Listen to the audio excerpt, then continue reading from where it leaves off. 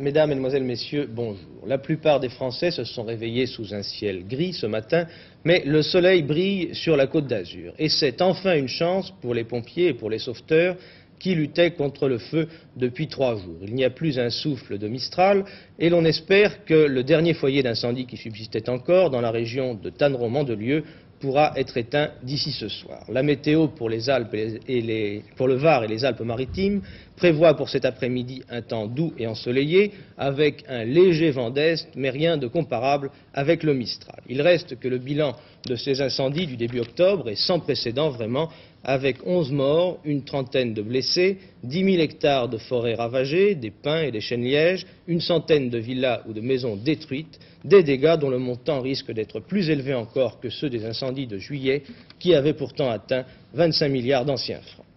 En dépit de cette amélioration dans la région méditerranéenne, on est bel et bien entré dans l'hiver, si l'on en juge en tout cas par le spectacle qu'offraient hier les Alpes et le Massif central. Oui, dans les Alpes, c'était hier la générale. On a profité du week-end pour faire une dernière répétition avant la première, fixée habituellement au 15 octobre ou au plus tard au 1er novembre. Il a donc neigé au-dessus de 1500 mètres, la couche étant plus ou moins épaisse selon l'altitude. Il a cependant suffisamment neigé pour que l'on ferme plusieurs cols en Suisse et en France. Partout ailleurs, la circulation était ralentie et les chaînes souvent recommandées. Si l'on en croit la météo, cela ne va pas durer. Dès aujourd'hui, le Redoux fera fondre les premiers flocons, mais pour les montagnards, cette première neige a valeur d'avertissement. Ils rentrent du bois. L'hiver sera rude, aussi rude que l'hiver dernier, sinon plus, disent-ils avec l'assurance de ceux qui savent. Et pourtant, c'est aussi la saison des vendanges. Elles en sont à leur 2e semaine dans le Bordelais, et la récolte s'annonce abondante en qualité, comme d'ailleurs comme dans toutes les autres régions viticoles, mais en fait, si ce n'est pas le raisin qui manque, ce sont plutôt les bras pour le cueillir. En effet, le manque de main-d'œuvre a obligé plus que jamais cette année les vignerons à faire appel à des étudiants. Et pourtant, ce n'est peut-être pas là la solution idéale.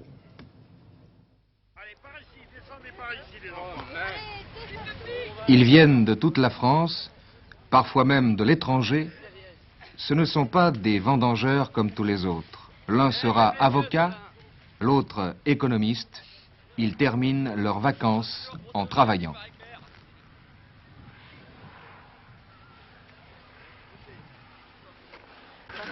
Je vais rentrer au Beaux-Arts. Venez. Et vous faites ça pourquoi? Parce que ça m'intéresse. Pour le sport, pour les vacances? Non, parce que j'aime ça, c'est toujours ce que j'ai rêvé de faire. Vous avez rêvé de vendangeuse? Non, pas de vendanger, mais de rentrer au Beaux-Arts. Ah bon? De vendanger, non, jamais. Pour les vendanges, vous faites ça pourquoi?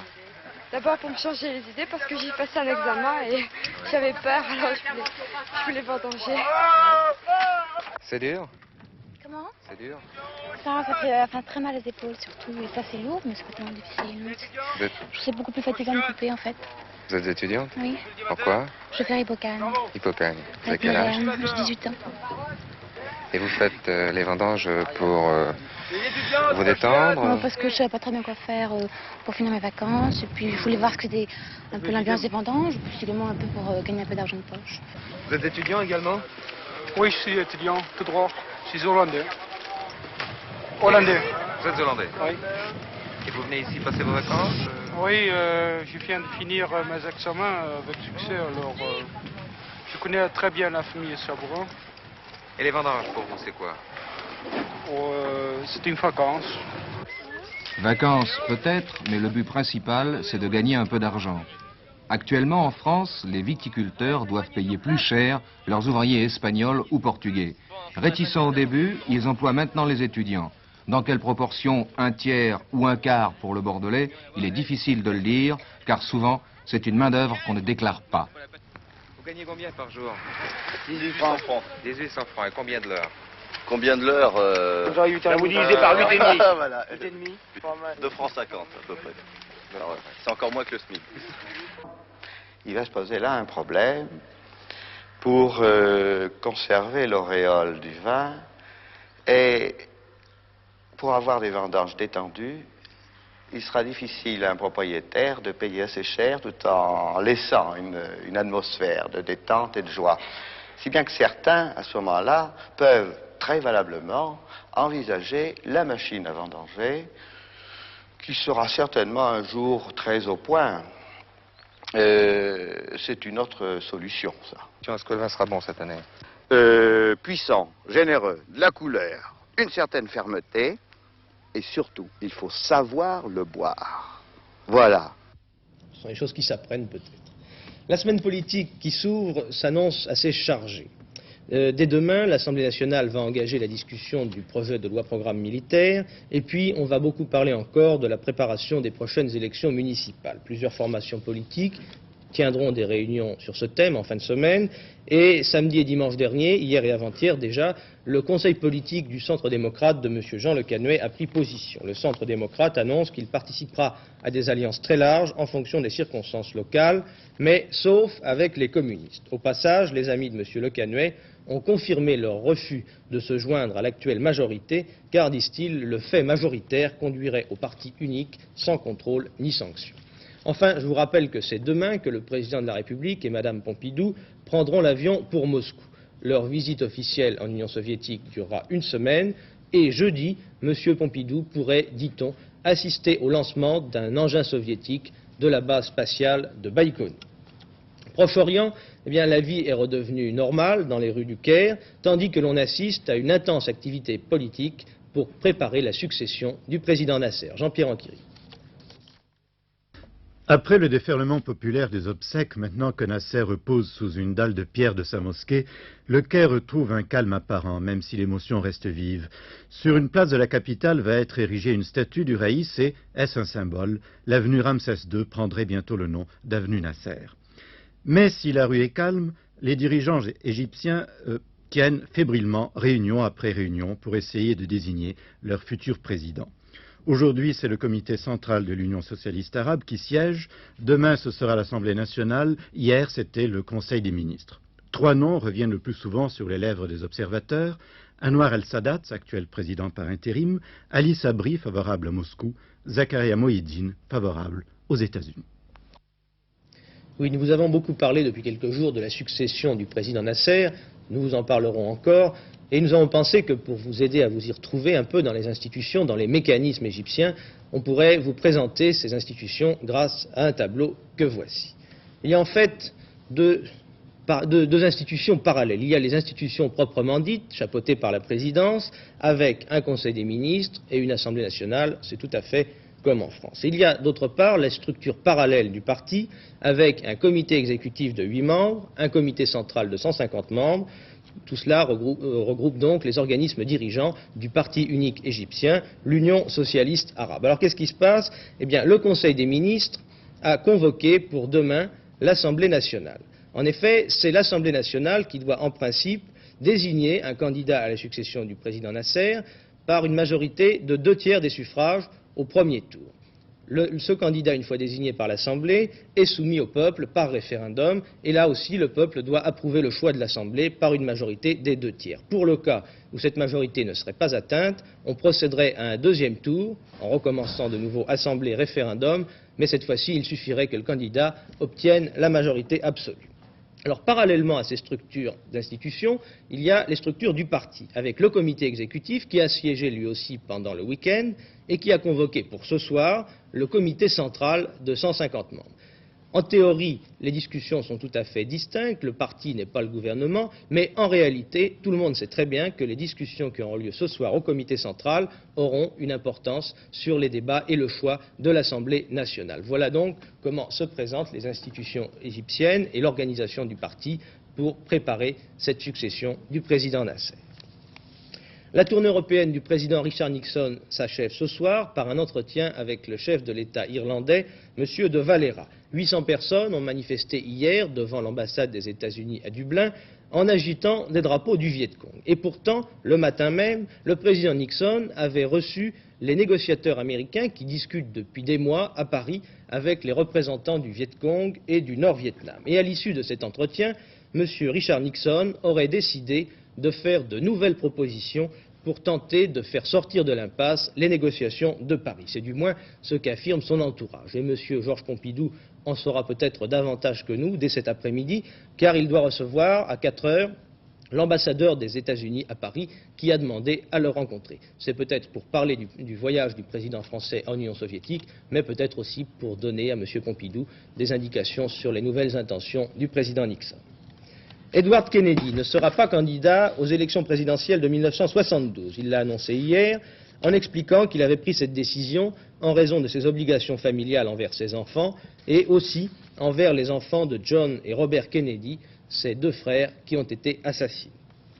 Une tentative de coup d'État militaire en Bolivie, c'est le pays où le Français Régis Debray est toujours emprisonné. Et cette tentative, c'est la 183e en Bolivie depuis que ce pays existe, c'est-à-dire depuis 145 ans. Deux généraux se disputent le pouvoir. L'un est président de la République, il s'appelle Ovando, le voici soutenu par ses supporters, et l'autre c'est le commandant en chef de l'armée de terre, il s'appelle Miranda. Ils sont tous les deux appuyés par une partie de l'armée, pas la même bien sûr. Comme l'issue de la bataille serait incertaine, eh bien les deux généraux négocient verre en main pendant que des chasseurs à réaction survolent le palais présidentiel. Voilà pour les affaires politiques.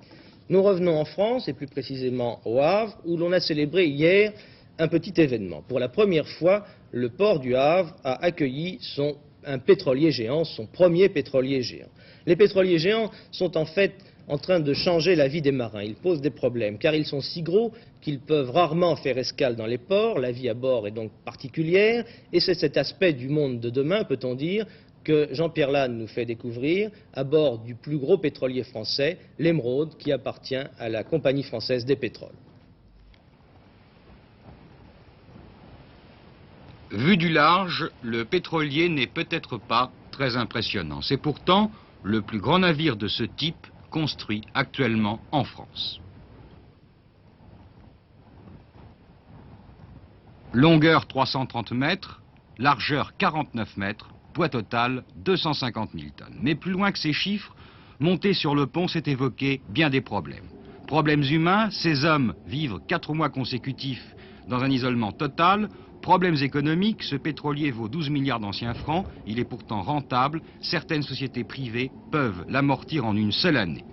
Mais si l'on manque de pétrolier pour aller jusqu'au golfe Persique, c'est aussi un problème politique car Suez est fermé et le bassin méditerranéen dans son ensemble restreint sa production depuis le conflit israélo-arabe.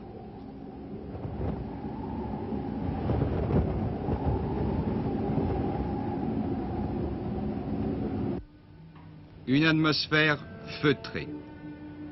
Un air climatisé sur fond de musique classique, une apparente décontraction.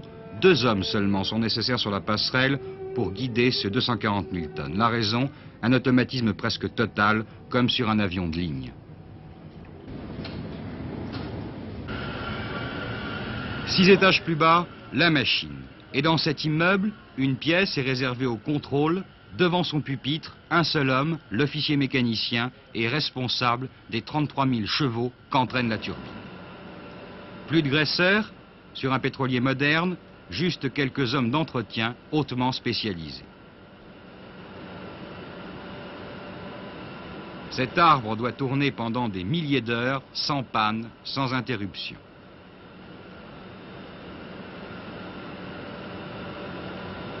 La route est longue, du golfe Persique au Havre, elle est chère, mais elle est aussi rentable.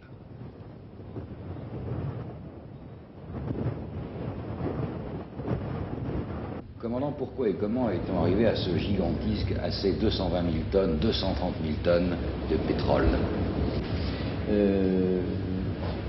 Cet accroissement du tonnage s'est accéléré du fait de la coupure du canal de Suez il y a 3 ans. Ce qui vous oblige à faire un détour assez considérable pour aller chercher le pétrole dans le golfe Persique. Combien? Quelle est à peu près l'évaluation de distance? Il faut compter 1/3 de plus de voyages que ce que nous faisions par le canal de Suez, ce qui fait 22 000 milles, c'est-à-dire plus de 40 000 km. Ces 40 000 km, vous les faites en 2 mois? À peu près schématiquement, 1 mois à l'aller, 1 mois au retour. Combien de temps restez-vous dans un port pour toucher terre, pour vous détendre? Une escale normale au Havre doit être considérée en 30 heures. 30 heures, à peine le temps d'aller boire un verre au Havre pour les quelques privilégiés qui n'ont pas à charger ou décharger le pétrole pendant l'escale. L'équipage de l'Émeraude travaille ainsi 4 mois sans mettre pied à terre. C'est la raison pour laquelle le confort est essentiel à bord de ces nouveaux navires, pour lutter contre la solitude et l'ennui. L'Émeraude est un hôtel de première catégorie, un paquebot, décor fait pour oublier la mer. Chaque homme, quel qu'il soit, a sa cabine individuelle et sanitaire indépendant. Le bureau du commandant est celui d'un PDG. Il est vrai que lourdes, très lourdes, sont les charges du patron d'un tel navire.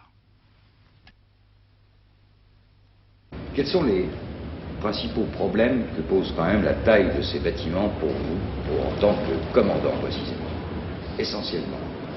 Personnellement, la grosse question, c'est la question de poids du navire.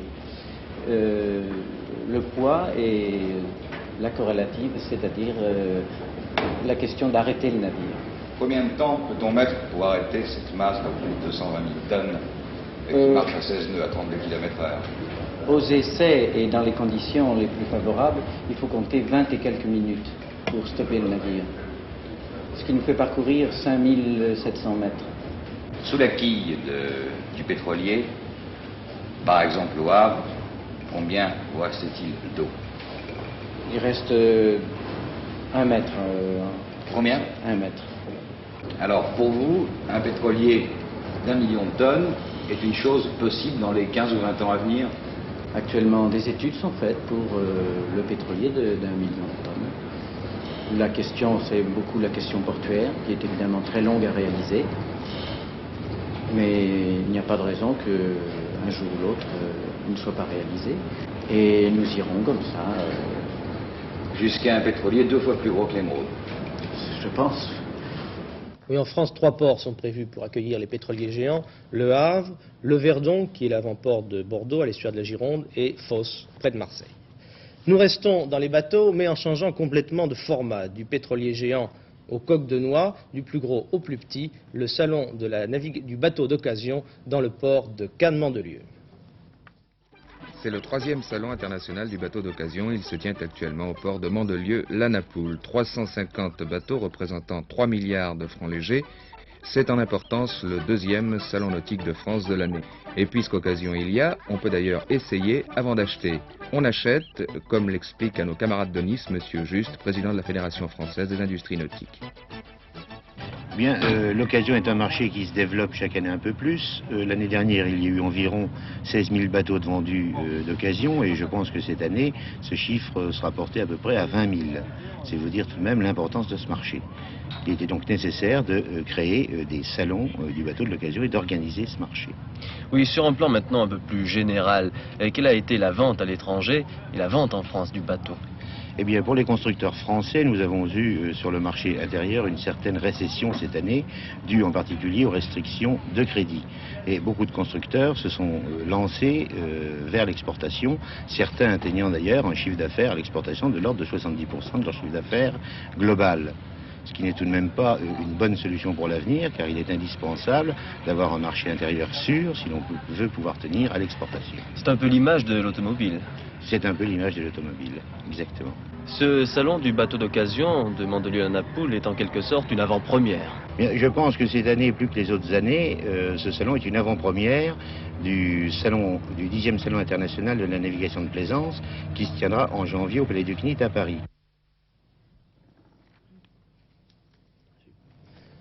Coup dur pour les hippies, le chemin de Katmandou est fermé. Le gouvernement du Népal ne veut plus voir les hippies et depuis hier, il leur interdit par décret de rentrer dans le pays. Ceux qui sont déjà à Katmandou seront expulsés à l'expiration de leur visa. Mais aujourd'hui, les hippies et sans doute beaucoup de jeunes pleurent une des idoles de la musique pop. Après le chanteur Jimi Hendrix, la chanteuse Janis Joplin est morte hier soir à Hollywood d'un excès de drogue et d'alcool. Janis Joplin avait été l'une des vedettes du festival de Woodstock. Et maintenant, Patrick Chapuis, je crois qu'il nous faut revenir un peu sur le week-end sportif. Oui, l'exploit, c'est évidemment Yves Saint-Martin qui l'a réalisé. Il montait sa phrase, vous l'avez vu, il a remonté dans des conditions extraordinaires Nijinsky, et il a remporté le Grand Prix de l'Arc de Triomphe. En rugby, c'est un autre homme qui fait parler de lui aujourd'hui, Guy Cambera-Béraud. Son club, la Voulte, est champion de France sortant. C'était le début du championnat de France, et la Voulte a battu Romans par 12 points à 6. 12 points sur lesquels Cambera-Béraud en a marqué à lui seul 9. De la première journée du championnat de France de rugby. Les Voultards, en maillot blanc, joue à droite de votre écran. On attendait beaucoup de ce derby. En fait, les spectateurs sont restés un peu sur leur faim. Les champions de France ont remporté certes une victoire légitime, mais sans panache. Le score n'a été acquis que sur coup de pied et à ce jeu, Guy Camberabero s'est montré efficace. Les Romanais, de leur côté, se sont attachés essentiellement à contrer les Voultins. Rendant-leur cette justice, ils ont été plus entreprenants. Ils ont réussi au cours de cette première mi-temps de belles offensives, dominant leurs adversaires, si bien qu'à la 24e minute, Porchier, sur pénalité, nous allons le voir, marquera les premiers points de la partie.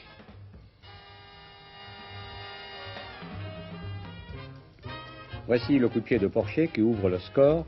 Jusqu'au repos, les Romanais garderont leur petite avance. À la reprise, les Voultins jouent à gauche de votre écran. Ils égaliseront à la 46e minute sur pénalité. La botte de Guy Camberabero fera effet également à la 54e et 56e minute.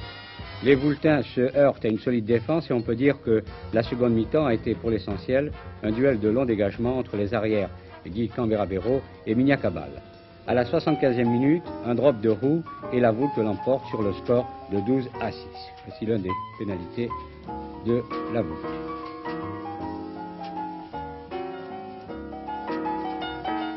En athlétisme, un exploit individuel à signaler, celui du jeune sauteur soviétique Ketchouskis Chapka qui a franchi 2,23 m. Il a raté 2,29 m, ce qui est supérieur de 1 cm au record du monde de Valérie Brumel. En automobile, le Grand Prix des États-Unis a été remporté par un pilote encore peu connu, un jeune Brésilien de 23 ans qui s'appelle Emerson Fittipaldi. Il était sur Lotus. Il a gagné devant Pedro Rodriguez sur BRM, le troisième est Ren Wiesel, le Suédois, le quatrième Jackie X. Au classement général du championnat du monde des conducteurs, Rindt, qui s'est tué à Monza, est toujours en tête et il est très vraisemblable, il est même certain maintenant, qu'il remportera le titre de championnat du monde des conducteurs à titre posthume, puisque Jackie X ne peut plus maintenant le remonter, il ne reste plus qu'une course, le Grand Prix du Canada. Sur les greens de Stockholm, un autre joueur de golf français, dont on parle beaucoup, Jean Garayald, a réalisé une performance assez étonnante. Il a gagné l'Open en battant d'un coup l'Américain Jack Nicklaus. Nicklaus est le meilleur joueur du monde et aussi le plus riche. On a pu dire que chaque fois que sa petite balle blanche roulait dans le trou, eh bien Nicklaus gagnait $1 millier. Boxe, au Palais des Sports de Cannes, Michel Oudot tentait hier soir de reprendre le titre de champion de France des plumes à Daniel Vermander. Mais Vermander a défendu son bien puisque Oudot n'a pas pu reprendre le combat à la 8e reprise. À cause certainement des incendies de forêt, le public était des plus réduits pour assister au Palais des Sports de Cannes au championnat de France professionnel des plumes qui opposait Vermander du Canet-Rocheville, tenant du titre en culotte claire, à Oudot de Montargis. C'était la première fois que Daniel Vermander boxait sous les couleurs du Canet-Rocheville, son nouveau club. Dès le premier round, Vermander s'imposait et touchait même son adversaire à l'œil droit. Et sur un doublé, Oudot allait au tapis et était compté 9 secondes.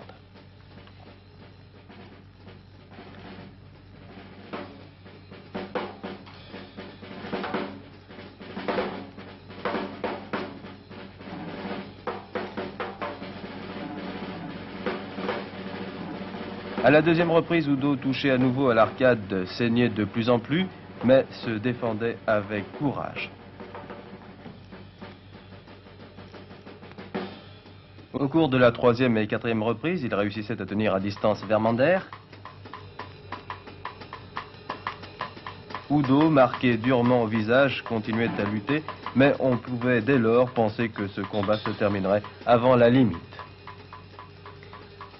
En effet, à la fin du 7e round, Oudot regagnait son coin et ne pouvait reprendre le combat au 8e round. Vermander conservait donc facilement son titre de champion de France des poids plumes et le poulain de Bottero peut espérer maintenant un titre européen. Jacqueline Alexandre, vous avez, je crois, passé votre week-end à courir les antiquaires. Après tout, c'est un sport comme un autre. Oui, effectivement, mais je n'ai pas tellement couru car ils étaient presque tous réunis dans une même enceinte aux Halles de Paris et ce dans 3 pavillons. Bien, si vous vous intéressez à la brocante, aux antiquaires ou même si vous faites une collection, sachez qu'actuellement aux Halles de Paris, et ce jusqu'au 12 octobre, il y a une exposition d'antiquités et de brocante.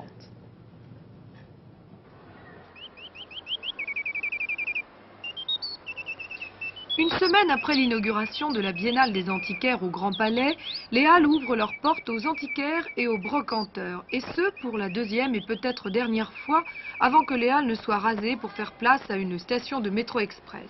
Il est amusant d'y voir réunis antiquaires, collectionneurs et brocanteurs, sachant qu'aucun ne veut ni ne mérite le qualificatif de l'autre.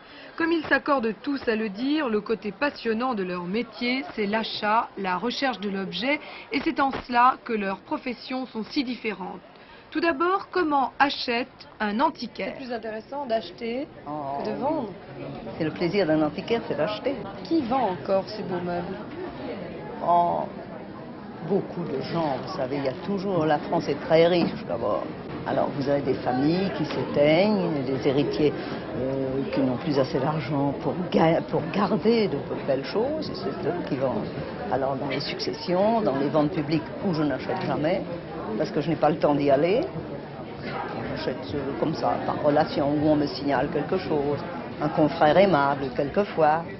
Dans le cas des brocanteurs et des collectionneurs, il vaut mieux ne pas trop compter sur l'amabilité des confrères. C'est plutôt l'occasion qui fait le larron. C'est le cas de cet ancien spéléologue. Toute l'Amérique latine, en somme du Pérou au Mexique. J'achète là-bas, mais à des gens qui font un peu ma même profession, des pilleurs de tombes professionnels. Ah, vous êtes un pilleur de tombes professionnel? Pas tout à fait. Dans certains pays, oui, je pille les tombes. C'est autorisé? Pas trop, faut pas le dire, quoi. Qu'est-ce que vous vendez, madame, ici? Écoutez, je crois que je vends un peu de tout. Je fais surtout des porcelaines de Bayeux. On m'appelle Madame de Bayeux d'ailleurs. Et où est-ce que vous achetez tout ça? Principalement à l'hôtel des ventes, mais dans les marchés aux puces. Enfin, vous savez, il faut courir toute la journée, tous les jours, aller de l'un à l'autre et ainsi de suite. Moi, je cherche l'objet, la belle chose, comme les tabatières en buis. Ces choses-là, on les achète parce qu'on les aime. On les vend, si on les vend, tant mieux, mais si on les garde, c'est la même chose, il faut aimer. Écoutez, on allait à Bicêtre avec ma petite amie Fraise, et puis elle est dans le grand pavillon maintenant. Alors elle est passée chez les grands antiquaires? Elle est chez les grands, oui, elle vend des beaux meubles, tout ça, moi les meubles, vous êtes à la brocante? Ah non, pas la brocante, Budute. Brocante sud, jolie brocante. Mais alors, vous savez, on regarde par terre, on regarde pas les gens qui vendent, on regarde par terre, vite. C'est à celui qui trouvera la chose. Tout d'un coup, je la vois qui attrape une brassée de chandelier. Combien? Se dresse devant elle un homme, madame, mais c'est un convoi. En effet, on voit les tentures noires. Que vous soyez connaisseur, collectionneur ou tout simplement à l'affût de la bonne affaire ou en quête d'objets insolites, sachez qu'il y a 20 000 mètres carrés d'exposition à arpenter jusqu'au 12 octobre prochain aux Halles de Paris, pavillons 7, 9 et 12. Dites-moi, Jacqueline Alexandre, je sais bien que la spéléologie, ça consiste à descendre dans des trous. Oui. Mais enfin, tout de même, cet homme qui pille les tombes, là, ça paraît un peu scandaleux, non? Ah oui, c'est-à-dire que vous savez, d'abord, ça ne se passe pas en France. Il fait ça en Amérique latine et dans des coins qui sont à quand même plusieurs jours de marche de tout endroit civilisé. Ce sont des endroits qui n'abritent plus personne depuis très longtemps. Il l'a dit d'ailleurs lui-même, ça n'est pas très autorisé, mais vous savez, c'est tout de même intéressant sur le plan oui, on ne peut pas appeler ça de la profanation même. de sépulture. Non, parce qu'il y a quand même 10 siècles que c'est... Ça m'a un peu choqué moi aussi sur le moment, mais je dois dire que lui avait l'air de s'y habituer très bien. Nous allons maintenant passer à la Bourse de Paris où nous attend Michel Tardieu. Eh bien, ce n'est pas encore aujourd'hui qu'on trouvera des trésors à la Bourse de Paris. Le marché est morose. Les seuls points de fermeté sont donnés par les valeurs étrangères, mais comme elles avaient baissé assez sensiblement vendredi dernier, elles ne font que rattraper une partie de leurs pertes. Se distingue notamment la Royal Dutch, mais les valeurs françaises, elles, je le répète, s'effritent. Cette séance est un petit peu une séance de déception pour les boursiers.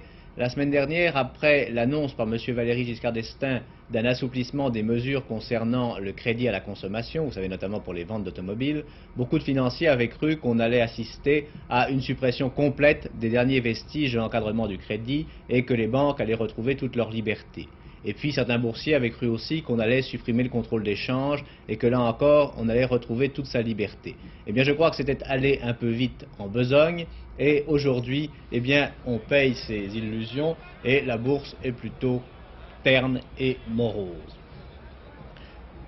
C'était un petit peu se tromper sur les motivations du ministre des Finances que de croire qu'il allait tout faire cesser d'un coup, supprimer toutes les contraintes, car M. Giscard d'Estaing a toujours bien dit qu'il voulait accompagner la reprise et non pas l'accélérer et faire de sa politique le moteur de la reprise. Et dans le domaine du crédit notamment, il dit qu'il est assez satisfait de constater qu'au mois d'août, les ventes de voitures ont repris et qu'elles ont été meilleures qu'en juillet, et donc cela veut dire que les mesures qu'il a prises lui paraissent suffisantes. En ce qui concerne l'encadrement général, eh bien tout le monde français de la banque s'agite parce que bien sûr les banquiers voudraient retrouver une plus grande liberté et aussi parce qu'ils voudraient savoir dans quelle marge ils pourront accroître l'année prochaine les prêts qu'ils consentent à leurs clients. Et là, il y a des petites frictions entre les différents types de banques, chacun voulant évidemment avoir la plus grosse marge d'expansion possible. Mais c'est surtout dans le domaine des changes, je vous l'ai dit, que les boursiers se sont fait des illusions. Vendredi, certains annonçaient déjà un communiqué du ministère des Finances pour la soirée annonçant la suppression de ce contrôle. En fait, il n'en est rien et là encore, M. Giscard d'Estaing continue d'affirmer, comme il l'a toujours fait, que le contrôle des changes a été suffisamment assoupli pour ne plus être une gêne. Il est même question de l'assouplir encore un peu pour certaines opérations, notamment pour les particuliers, et qu'il serait très imprudent donc de supprimer ce contrôle qui reste en pointillé, car on ne sait jamais ce qui peut arriver sur le marché des changes. Donc là encore, une certaine déception, et tous ceux qui avaient cru à la suppression du contrôle, ceux qui avaient cru aussi à la création d'un franc financier, ce qui aurait été une opération bien compliquée, ont vendu des valeurs étrangères parce qu'ils trouvaient que la devise titre était trop chère. Vous savez, la devise titre, c'est le prix de la devise qu'on peut acheter en France pour ensuite acheter des valeurs étrangères. Eh bien, la devise titre s'était effondrée. Aujourd'hui, on corrige ces erreurs, la devise titre remonte. Je crois qu'aujourd'hui, elle a gagné 10 francs. Et les valeurs étrangères, elles aussi, je vous l'ai dit, sont en hausse. Mais la séance d'aujourd'hui est très creuse, il y a peu d'ordre. Et d'une façon générale, les boursiers restent assez moroses.